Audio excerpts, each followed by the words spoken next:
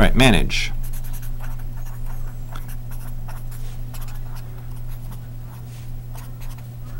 We've been talking all along about this being we can connect to it and we can configure your settings. Some of the settings are by port. This was things like the VLAN. You all remember that? There's also things by the whole switch. And this was things like when we had our spanning tree. Remember I talked about the root server? So manage switch, that's an interesting thing. Connect and configure, it's great. This means the options. Sorry, that website's all flashing at me. I have to shut it off just a second. Thank you. What are we talking about here? We'll just say the options are not plug and play. This means that if you learn these options, you will make more money. So labor costs are higher. So the people that know how to connect to a server or to a switch and make these configuration changes are going to be making more money. We do have some advantages here, though. Usually we can do remote configuration.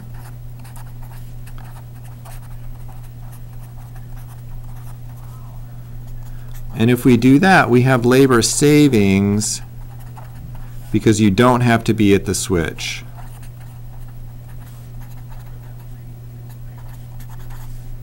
We'll put physically. So we can telecommute basically to our switch. And sometimes if there's problems, we can go in our manage switch and make some changes and get it all going very excitedly. And you can also get statistics about what your network is doing. So we'll put there, we'll just put stats though. So a managed switch can also gather stats about your network. And so, for example, if we're worried about overload, so we worried about our link, you know, if our link is the link at 80%. Remember we talked about in our, what was it? When you were talking about over-provisioning, we did this, didn't we? Priority. No, I don't have it here. I drew you or your diagram. We had our capacity. Yeah, we did that. And I said we wanted to be about 80% of capacity, and if we ever went over, we'd crash badly. Well, the managed switch will gather these statistics and tell you what's going on. And you can actually have it, for example, say, if it ever has a capacity at, let's say, 70% or above, you can actually have it send you a message. And the funny thing is, you can say how old this is because some of them will send you a page. It can send you on your beeper. Come on, that's awesome. Give you a little beep, beep, beep, beep, beep, beep. You guys don't even know what that is, huh? Maybe they'll send you a text message now. So that's manageability. That's very exciting, and we like that. And bottom line here is, it costs about twice as much per port for a managed switch. So if we were looking up a switch cost, we might be able to get a 48 port switch for $250 that was not managed. If I want a managed switch, it's going to cost me about $500. So that'll raise your price nicely. That's a managed switch. There's sort of the advantages there. Let's just soak that in for a second before we move up to the next issue. Now I will scoot this aside. Zoop. All right, next option, rack mounting. I can't remember what the old term was. I think we called it tabletop. Okay. What we want to do is rack mount everything. And I really mean everything. We'll put an exclamation mark and we'll underline it. Rack mount everything. Now y'all that are in the classroom right here, you can see right next to me on the left, they have this big equipment rack, and they won't be able to show you on TV, but there's a big equipment rack, and it has in there all of the stuff I guess they use for, oh, it's right here. There's like a, anyway, there's a bunch of stuff. This is probably some audio equipment, and there's a VCR I can see. And they've rack mounted it, back to the overhead please. They rack mounted it because they want it out of the way. We'll just put, it keeps things contained and it uses less space.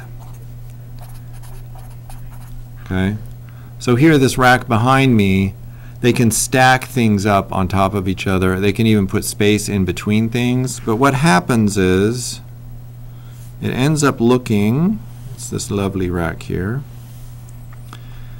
These have little screw holes along the sides, and I'll just draw like this, that you can screw your equipment into. Notice I'm putting two little screws. Okay.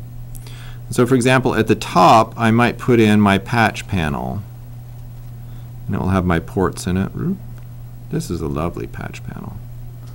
But the patch panel will have these wings that go out over where these screws go, and then we can screw it in. It makes it look pretty on the front because all those wires just go out the back and we can hide them. Okay? So we'll put that too. Also looks better. In fact, you can have these in a cabinet, and that's what's behind me is a nice pretty cabinet. It even has fake or particle board sides. Look at all, oh, look at that. You got all sorts of stuff going on. So there's the cabinet. There's my hand to prove I'm here. Oops. Except that's my other hand. Okay, so it just looks better. So again, there's screws on the side.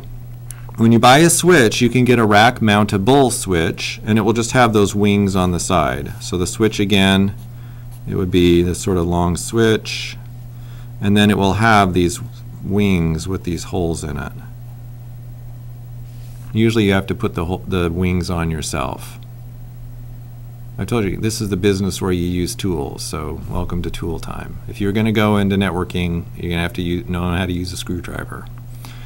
So that's rack mounting. Just to note, this is a 19-inch, or I should just note here, it's 19 inches wide here.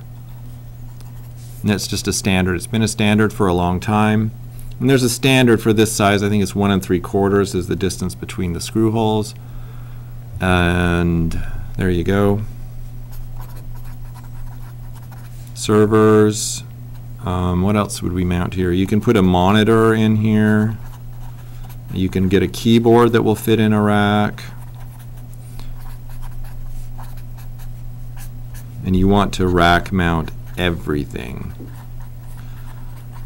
When I was working at the racetrack, we had those metal racks. You guys have seen those, right?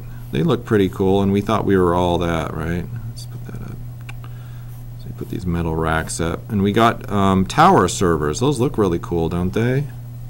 Just like you have on your tower PC at home. And so you'd stick a tower on here. Look at my excellent drawing skills. Anyway.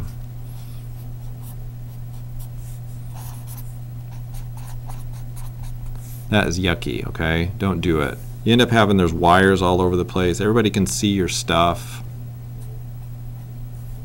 It's just yucky. So don't do it. So rack mount, everything. Do I care about anything else?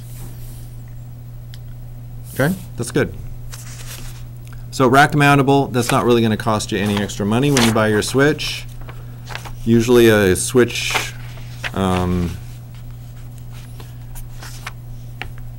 let's see, if you're not a consumer, will usually rack mount. Like I have the hub, I'm actually using a hub, sorry. The hub I'm using at home is a 16-port consumer hub, and it doesn't rack mount. So if you get consumer stuff, it won't rack mount, but anything that's professional grade will.